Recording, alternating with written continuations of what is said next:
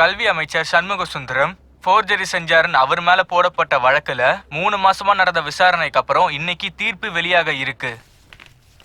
Do you want to say anything about this case? நானாம்மா நல்லா இருக்கம்மா. நீங்க நல்லா இருக்கீங்களா? ஃபோர்ஜரி பண்ணி MA பாஸ் பண்ணிருக்கீங்கங்கிறதுக்கு இதை விட வேற எந்த சாட்சியும் வேண்டான்னு நினைக்கிறேன். அப்ப ஏதோ தெரியாம செஞ்சிட்டம்மா. என் வயசுக்காவது கொஞ்சம் கருணை காட்டலாமேம்மா.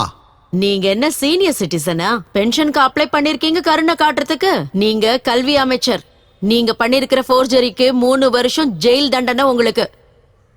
இதுக்கப்புறம் நீங்க எம்எல்ஏவும் இல்ல, வேற எதுவும் இல்ல. நீங்க எனக்கா சொல்றீங்கம்மா? எஸ். தேங்க்யூமா. யோ லாயரே, நீ என்ன பண்ணுவியா எனக்கு தெரியாது. இன்னைக்கு சாயங்காலத்துக்குள்ள எனக்கு பெயில் கிடைச்சாகணும். சார் இந்த தீர்ப்பை பத்தி நீங்க என்ன சொல்ல நினைக்கிறீங்க சார்? ஒரு மினிஸ்டரா வந்துட்டு நீங்க ஃபோர்ஜரி பண்ணலாமா சார்? இனிமே உங்க ஆட்சி யார் சார் நம்புவா? சார் சொல்லிட்டு போங்க சார். சொல்லுங்க சார். சார் நீங்க நான் ஆம்பளையான்னு நீ பார்க்கணுமா? வாடா காட்டுறேன், வாங்கடா காட்டுறேன். அநாகரிகமா நடந்துகிட்ட கல்வி அமைச்சர் பதவியில இருந்தும் கட்சியில இருந்தும் தலைமையில இருந்து அவரை நீக்கிட்டதா கட்சியில இருந்து தகவல் வந்திருக்கு. இன்னும் கொஞ்ச நாள்ல புவனகிரி தொகுதியில இன்னொரு பை எலெக்ஷன் வரலாம். தலைவர் வாழ்க! தலைவர் வாழ்க! தலைவர் வாழ்க! தலைவர் வாழ்க! தலைவர் வாழ்க! தலைவர் கூட்ட நெரிசல் இதெல்லாமே சகஜம்தான். உங்க சர்வீஸ்ல நீங்க இது வரைக்கும் பார்த்தது இல்ல. குடி இவரும் நம்ம ஆளுதான், போகட்டும் விடு. தலைவர் தலைவர் ஊர்ல இல்லாத போலீஸ். தலைவர் தலைவர் வணக்கம் வணக்கம். தலைவர் தலைவர் தலைவர் தலைவர் கொடி தலைவர்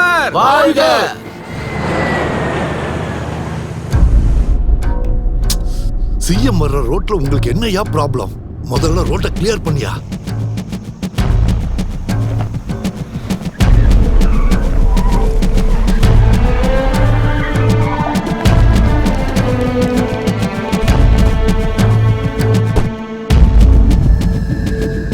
அந்த பொண்ணு பேர் என்ன சொன்னீங்க சார்? ரம்யாவா சார்? ரம்யா, கீழே இறங்கி வாமா. உன் கோரிக்கை என்னவா இருந்தாலும் அதை பேசி முடிவு பண்ணிக்கலாம். என் வார்த்தைய நீ மதிக்கிறதா இருந்தா முதல்ல கீழே இறங்கி வாமா.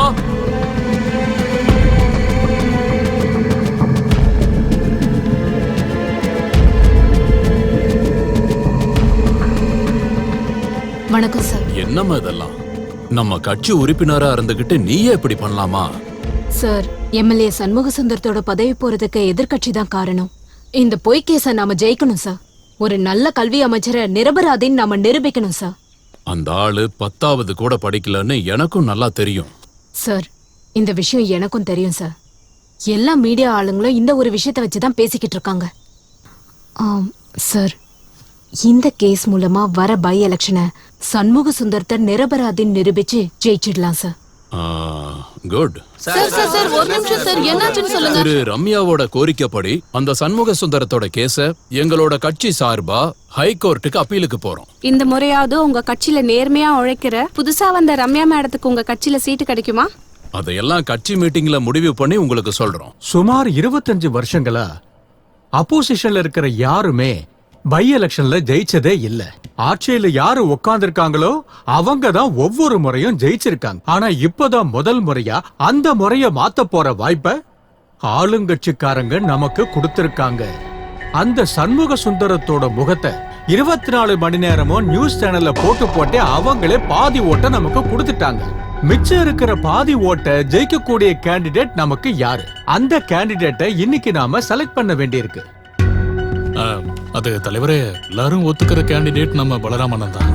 அவரோட தொழில மட்டும் இல்ல, கட்சியில கூட அவருக்கு ரொம்ப நல்ல பேர் இருக்கு. என்ன பொறுத்த வரைக்கும் அவர் தான் நல்ல கேண்டிடேட். வணக்கம். எனக்கு என்னமோ இது சரியா படல தலைவரே.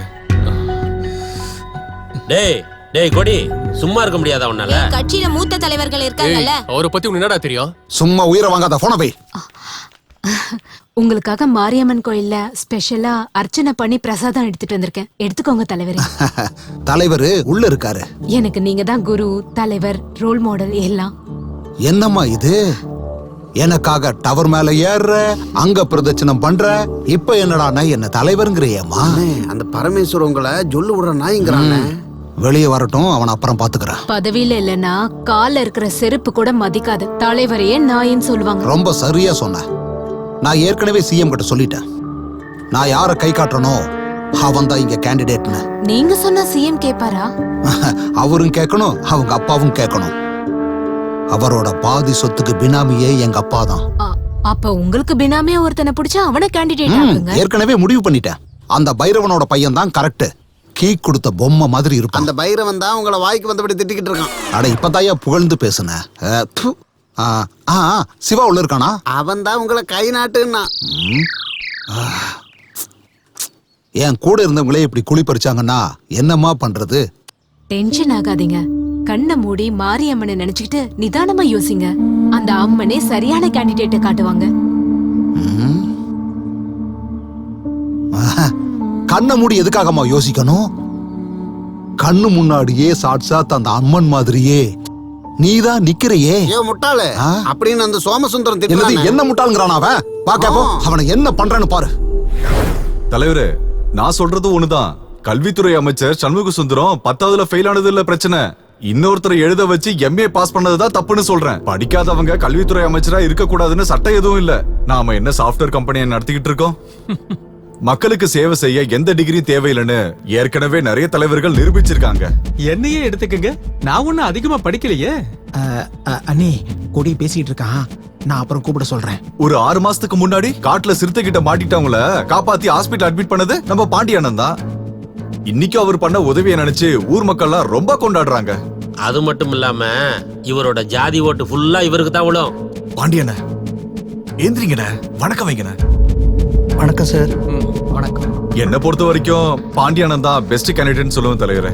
அது மட்டும் இல்லாம பல்ராம் அண்ணா ஒரு முறை எலெக்ஷன்ல தோத்ததுனால அவருடைய தொழில் சார்ந்ததுன்னு இப்ப அவர் நின்னார்னா மத்தவங்கள நாம பின்னாடி தள்ள மாதிரி ஆயிடுமே தலைவரே.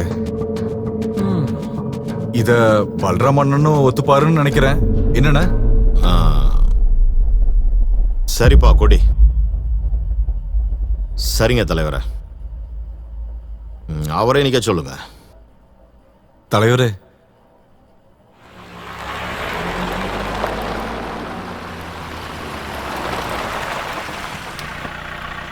ஹாய் அண்ணி. ஏய், மீட்டிங்ல இருக்கேன்னு உனக்கு தெரியும்ல. போனை எடுக்கலன்னா நான் பிஸியா இருக்கேன் நீ தான் தெரிஞ்சுக்கணும். என்ன அத்தனை வாட்டி போன் பண்ணிருக்க? அத்தனை வாட்டி போன் பண்ணிருக்கேன்னா ஏதோ ஒரு முக்கியமான விஷயம்னு நீயும் புரிஞ்சுக்க வேண்டியது தானே. சரி கோவப்படாத, ஃப்ரீயா விடு.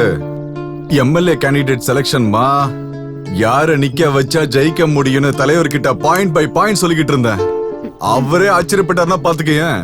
அது சரி, நீ எதுக்காக போன் பண்ணிருந்த? அளவுக்கு பெரிய விஷயம்லாம் இல்ல. எங்க கட்சி சார்பா இந்த தடவை நான் தான் எம்எல்ஏ கேண்டிடேட். நிஜமாவா? அது மட்டும் இல்ல, எலெக்ஷன் முடியற வரைக்கும் அந்த கட்சிக்கு மாவட்ட தலைவர் நான் தான். அது எப்படி அந்த போஸ்ட் உனக்கு கொடுத்தாங்க? ஏன் எனக்கு கொடுத்திருக்க கூடாதா? இல்ல எனக்கு அதுக்கு தகுதி இல்லைன்னு சொல்றியா? ஏய், அதுக்கு இல்ல, உன் கட்சியில நிறைய சீனியர்ஸ் இருக்காங்கல்ல, அதுக்காக தான் கேட்டேன். சீனியர் ஜூனியர்லாம் உங்க கட்சிக்கு தான், எங்க கட்சியில திறமைக்கு தான் வாய்ப்பு. இங்க பாரு கொடி, உன் கட்சியில உன்னை யூஸ் தான் பண்ணிட்டு இருக்காங்க. நான் சொல்றது கேளு, எங்க கட்சிக்கு வந்துரு.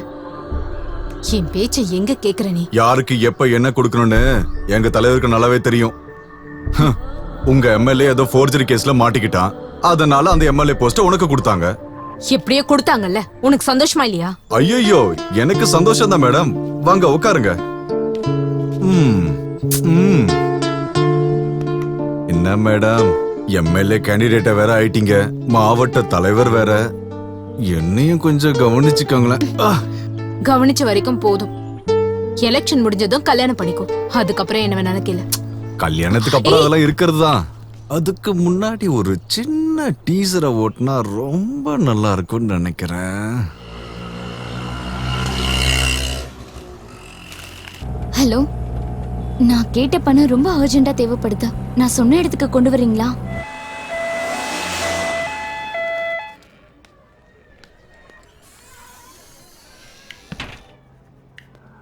இந்த குழந்தைக்காக தான் நான் பணம் கேட்டேன்.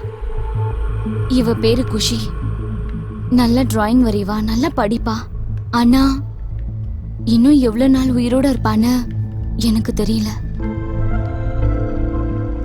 எதுக்காக நான் பணம் சேர்க்கிறேன்னு நீங்க கேட்டீங்கல்ல, இங்க இருக்கிற என் குழந்தைங்களுக்காக. லக்ஷ்மி, அக்கா என்னாச்சு? அக்கா, இன்னைக்கு நான் பணம் கட்டிட்டேன். இப்ப குஷிக்கு ஆபரேஷன் பண்ணிடுவாங்க. ஜனா, இவங்க என்னோட அக்கா. வணக்கம். இவரு இவங்களோட மாமா. வணக்கம். வணக்கம். ஒரே ஊர்க்காரங்க இப்படி முடியாம இருக்காங்களே, யாரோட சாபம்? இது எந்த கடவுளோட சாபமும் இல்ல. எங்க ஊர்ல இருக்க பாதரச ஃபேக்டரி தான் இதுக்கு காரணம். அது ரொம்ப நாளாவே மூடி தானே இருக்கு. ஃபேக்டரியை மட்டும்தான் மூடினாங்க. ஆனா அதுக்குள்ள இருந்த பாதரசத்தை அங்கேயே மண்ணில் புதைச்சிட்டாங்க. பாக்குறதுக்கு பல பலன் இருக்கிற பாதரசம் உலகத்திலேயே மோசமான 2வது விஷயம்னு சொல்றாங்க. மண்ணுக்குள்ள புதைஞ்ச கொஞ்ச நாள்லயே சாதாரண பாதரசம் மீத்தேன் பாதரசமா இன்னும் மோசமான விஷயமா மாறுது. மண்ணுல விளையிற காய்கறி, தண்ணியில இருக்கிற மீன், இது எல்லாத்தையும் சாப்பிடுற மனுஷனையும் சேர்த்து ஸ்லோ பாய்சனா மாறி எல்லாரையும் பலியாக்கிக்கிட்டு இருக்குப்பா. ஃபேக்டரியை சுத்தி முத்தி 25 கிலோமீட்டர் விஷம் பரவி கிடக்குதுப்பா. இவ்ளோ சீரியஸான விஷயமா இருக்கு, ஏன் நீங்க கவர்மெண்ட் கிட்ட சொல்லவே இல்ல? இந்த அரசாங்கம் எப்படி செயல்படுதுன்னா, பணக்காரனா இருந்தா வேண்டியதை செய்வாங்க, ஓட்டு போடுற ஜாதியா இருந்தா சொன்ன வேலையை முடிச்சு கொடுப்பாங்க. நாங்கெல்லாம் மைனாரிட்டின்னு ஒதுக்கி வச்ச கூலி வேலைக்காரங்க தம்பி. நாங்க சொல்றதெல்லாம் யாருப்பா கேட்பாங்க? இந்த விஷயத்த நீங்க எதிர்கட்சிக்காரங்கிட்டயே சொல்லிருக்கலாமே. இந்த பிரச்சனைக்கெல்லாம் காரணமே எதிர்கட்சி ஆளுங்க தான். அவங்க ஆட்சி இருந்தப்பதான் மினிஸ்டர் பல்ராமன் 200 கோடி ரூபாய் லஞ்சம் வாங்கிட்டு டோட்டலா மெர்க்குரி ஃபேக்டரியை மூடுறோம்னு சொல்லி அதுல இதை மட்டும் விட்டுட்டாங்க. மண் சோதனை, நீர் சோதனை, எல்லா சோதனையும் பண்ணி முடிஞ்ச அளவு டாக்குமெண்ட்ஸை என் கையில வச்சுக்கிட்டு உட்கார்ந்துட்டு இருக்கேன். சில வருஷங்களுக்கு முன்னாடி அந்த ஃபேக்டரியை மூடுறதுக்காக ஒருத்தர் தீ குளிச்சு இறந்து போனாரு.